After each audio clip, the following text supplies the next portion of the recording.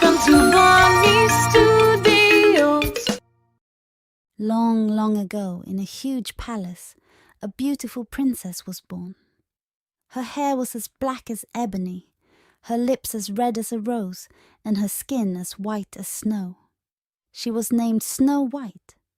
She was very generous and gentle to everyone. Snow White had a stepmother who was beautiful but utterly cruel. She had a mystical mirror to which she used to ask, "Who the fairest lady of all is?" The mirror always used to say that the queen was the fairest of all. Listening to this, she used to be content until the next day. Days passed by, and Snow White grew to be an extremely beautiful girl. Then something very peculiar happened.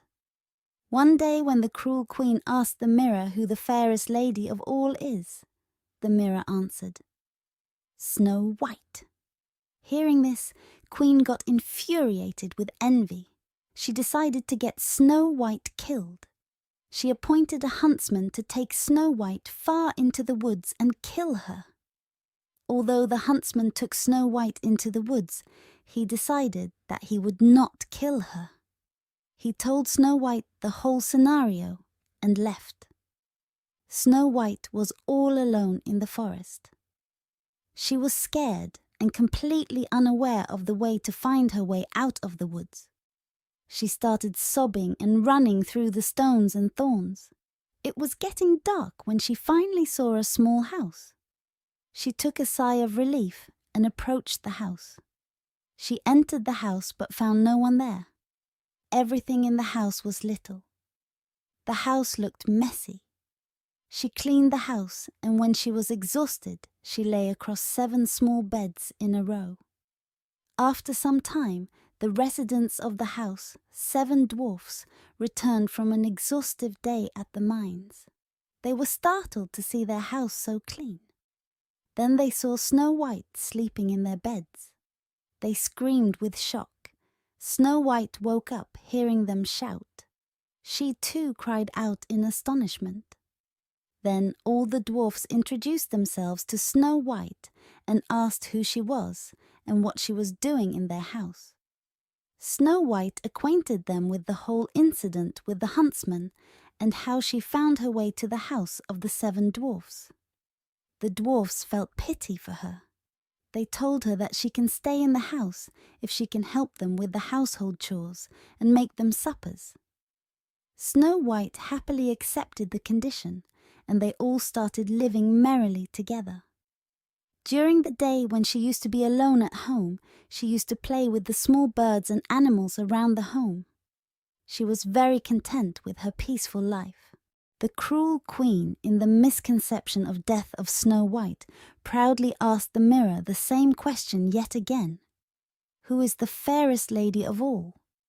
And to her biggest shock, got the reply from the mirror, Snow White.